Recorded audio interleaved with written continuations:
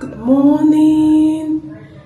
I am awake and I'm late for breakfast, so I'm just rushing out, so come with me.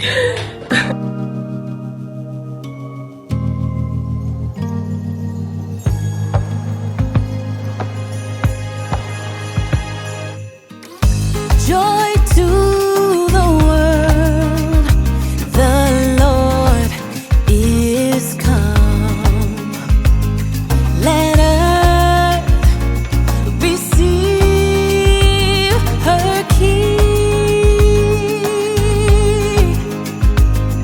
Let every heart prepare Him room, and heaven and nature sing, and heaven and nature sing, and heaven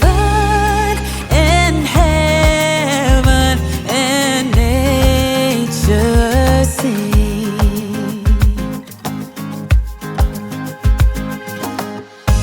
Joy to the earth, the Savior reigns.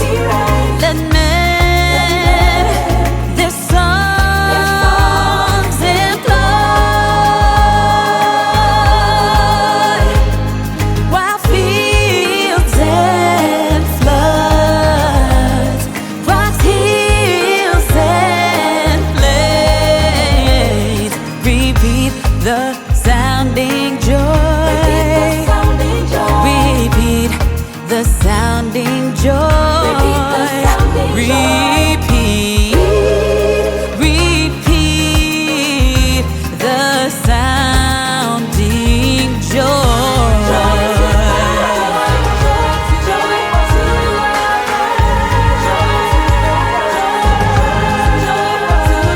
Sing joy,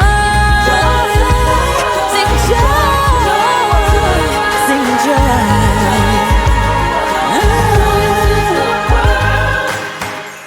He rules the world with truth and grace, and makes the nations prove the glories of His righteousness and wonders of His love, and wonders of His love, and wonders of His love. Sing joy, sing, sing, sing, sing joy, sing joy, sing joy.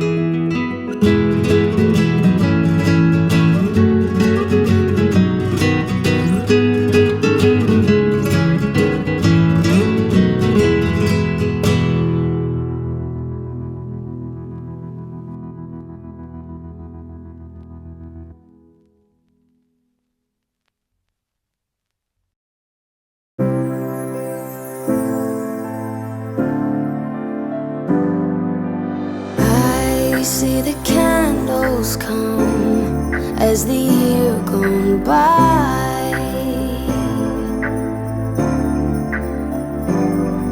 All thrive for perfection now, and consumption so high. I know it's cold outside, but give me your hand so I can show you what love is. Dear Christmas, I want you so, but I don't need the presents. Just wishing for snow and some company by those that I hold close. So Christmas, no need to be perfect, just don't wanna be here alone. I don't wanna be here alone.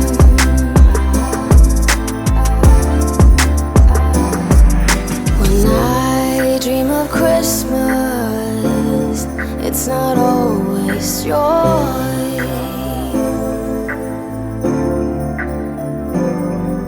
but that's okay with me as long as you're here.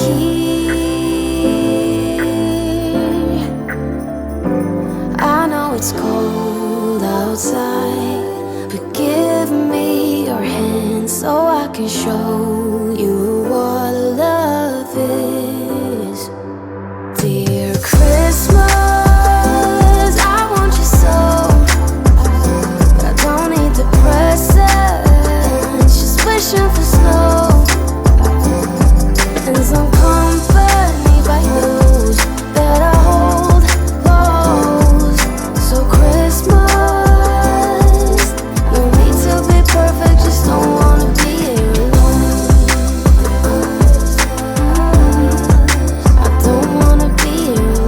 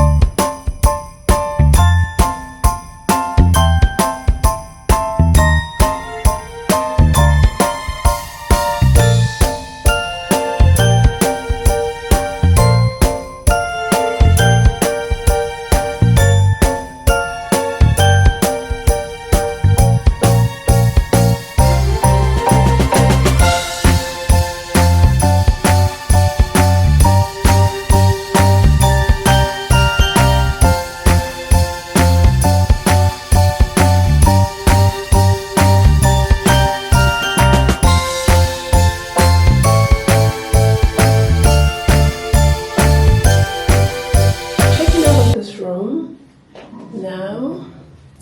I have to quickly pack my things while I check out as soon as I can. Okay, this is my slippers.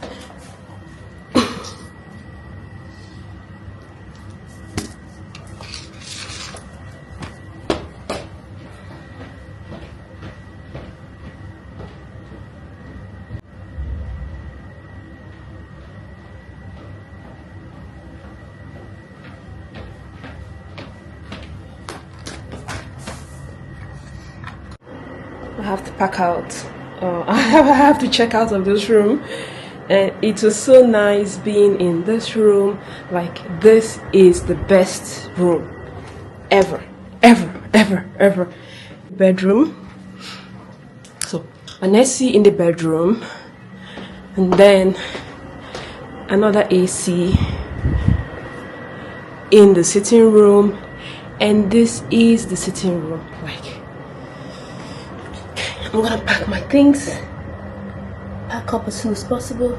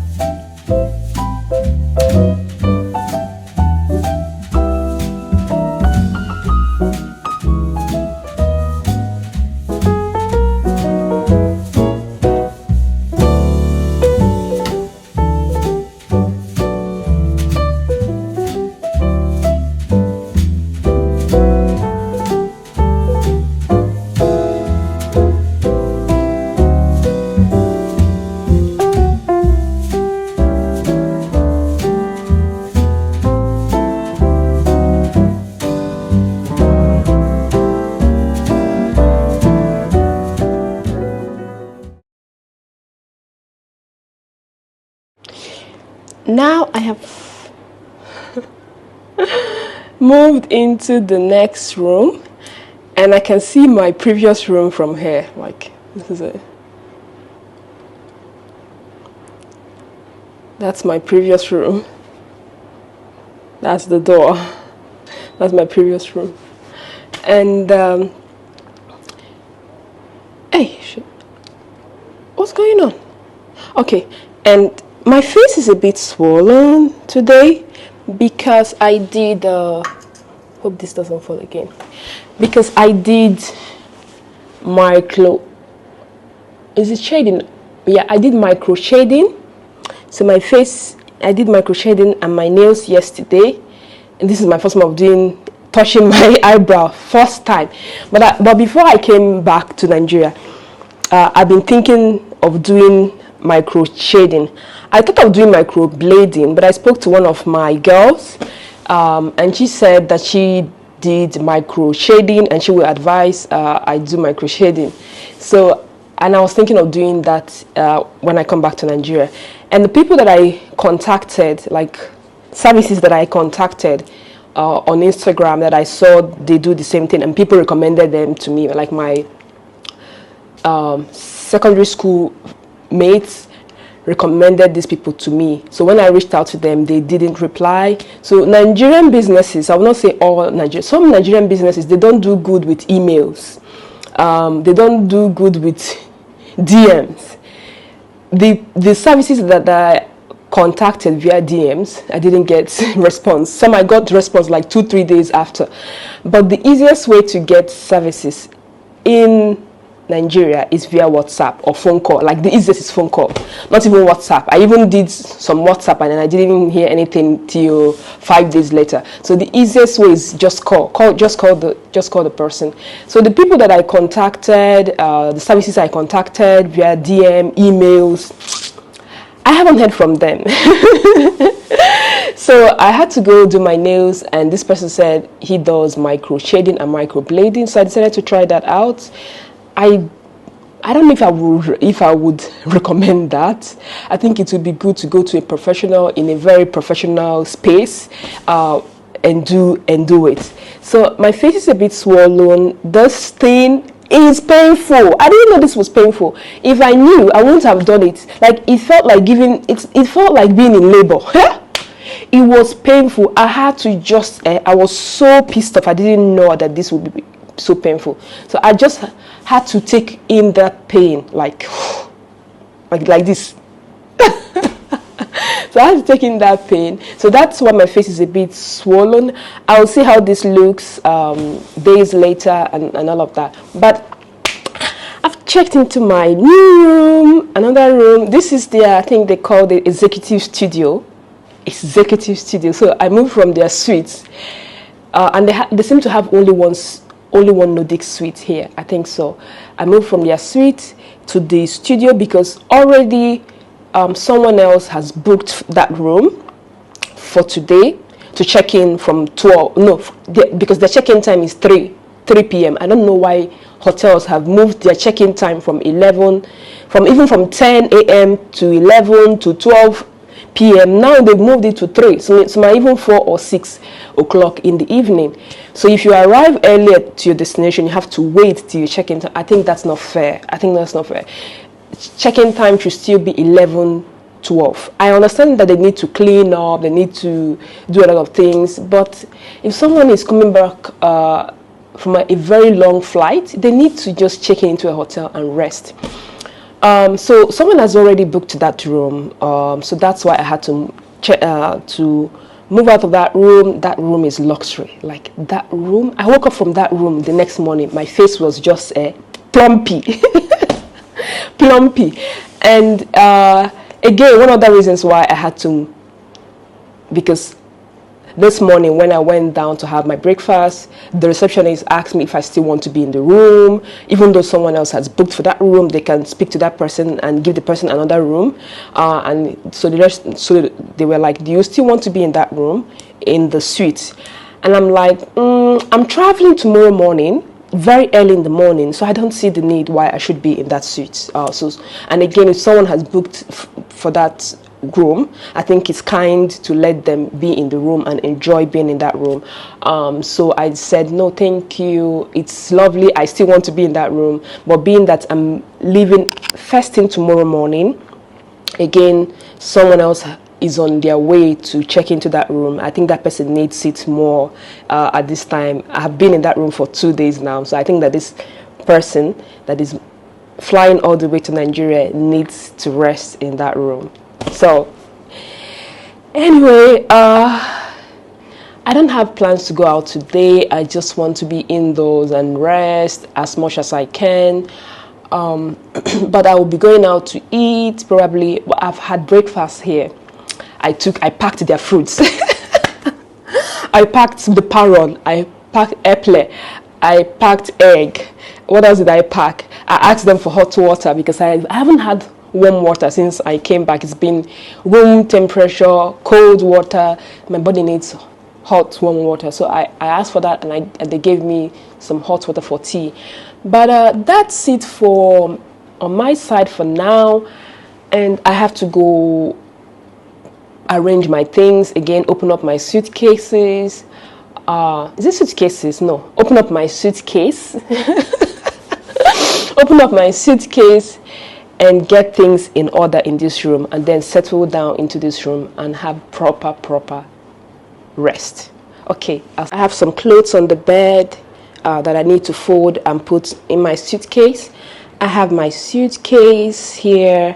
I'm still chatting with Ethiopian Air people to reimburse me for this suitcase that they destroyed. You see how the suitcase is bent? So instead of a suitcase standing like this, you see, it because they destroyed the tire. See, you can see that. I'm also trying to arrange my clothes here, but I'm not gonna do a lot of arranging because I'm leaving tomorrow. So I like how they do. So I have a lot of my stuff here. My multivitamins, my supplements, my perfumes, my apple, the breakfast, and I do have my shoe on top of there, my sneakers.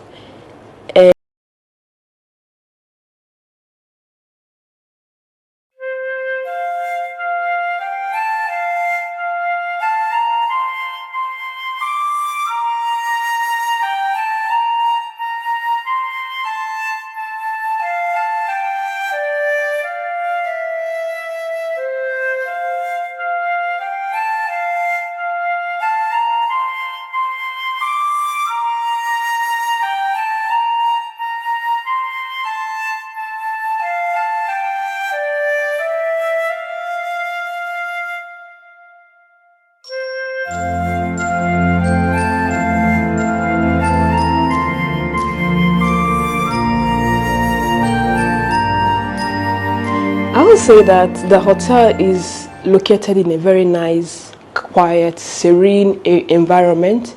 You hardly hear any noise here, except on the other side I could hear the car horns. If you're in Nigeria, it's a normal thing.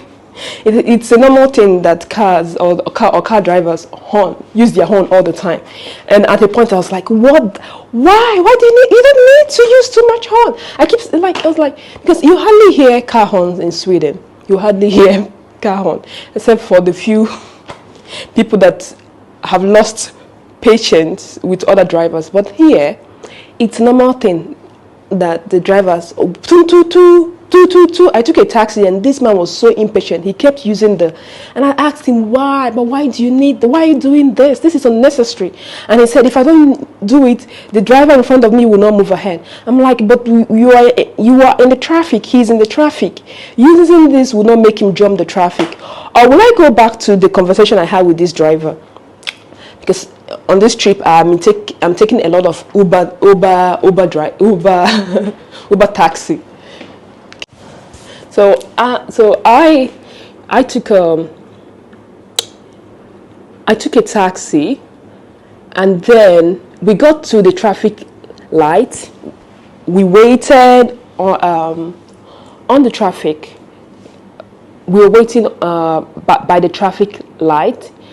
And the next thing I saw was this driver just drove past the traffic. And it wasn't our turn yet. Oh my God, I was like, Jesus.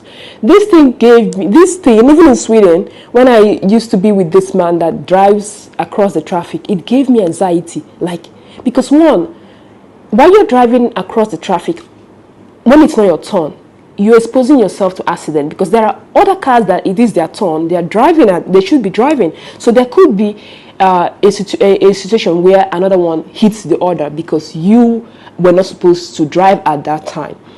Another thing again is you are not obeying the law. And if there is one thing that I like, it's obeying the law. If the law says do this, do that, do that, do that, don't do this, don't do this. So not obeying the law gives me anxiety.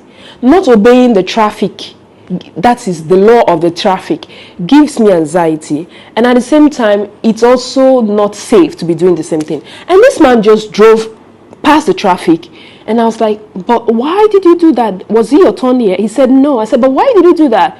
He said, nah, no reason. I said, but you are going against the law. And then he said, okay. And then I told him, but please, next time, if people are complaining about how bad Nigerian politicians are, or about how bad the government is, please don't even say a word. Don't add anything to that conversation, because you're part of the problem. And he was like, oh no, I'm not part of the problem. The politicians are the problem. If the politicians are doing the same thing, blah blah blah blah blah. And I said, if the politicians are the problem, you have a right. Like you are also a citizen of this country. You are obliged by law to also obey the traffic. If the politicians are doing their own, let them be doing their own. But if you want this country to move forward, if you want this country to work, if you want this country to be good, it's your right as a citizen to obey the traffic, to obey the law. If the politicians are doing that, let them be doing their own. But you be doing your own part. You'll be doing your own part to the betterment of this society. And then he said, and so I asked him, if you live abroad, will you drive past the traffic light? He said, no, he will not do it. And then I said, well, then why are you doing it here? He said, because in abroad, that the politicians are there, they obey the law. And I said, it's not always true. And then he said, politicians here in Nigeria are corrupt. There is no corruption abroad. I said, it's not always true. There is corruption in every Western world, every Western society, every Western political scene. There is one form of corruption or the other. The only thing is that their own might not be so profound like it is here in Nigeria, where people obviously do things and like they obviously say that rat ate money, that this, like it's not. But there is corruption in those countries. So I now told him, and even the lawmakers there, sometimes they don't obey the law, but the citizens obey the law. The citizens, not all of the citizens, but most of the citizens understand the importance of obeying the law, so that whenever they see the lawmakers in their country not obeying the law, they can call them out. They can call them out and say, you did not do what you're supposed to do. You drove against traffic. But here in Nigeria, because the lawmakers are doing whatever they want to do, it's your role as a citizen to do your part. Do your part. If we want this country to be good, do your part. Anyway, I have been having interesting conversations with my taxi drivers. Some good, some not so good. Some will come without no AC in their car, and the prices are so expensive. So what I do now is, before like once I order a taxi, I just say, hi, good morning. Are you on your way? Yes. Do you have AC? No. I cancel the ride, and I keep canceling till I find the one that says yes, AC, and then I wait for that driver to come. And he kind of told me, like, my mind now had to go back to something that, especially when it comes to relationship, keep declining till you get what you want. If it's AC that you want, keep declining till you get what you want. If it's this kind of man that you want, and the man that is coming to you is not the kind of man that you want, keep declining till you get what you want. And I assure you, you will surely get what you want, because I remember was it two days ago. I needed to go to this place. I just needed, and the time was not on my side, and I kept ordering taxis, and I ordered at least 6 to 7, 8 taxis, and all of them had no AC. I kept declining. I kept canceling the ride till finally one said yes, he has AC.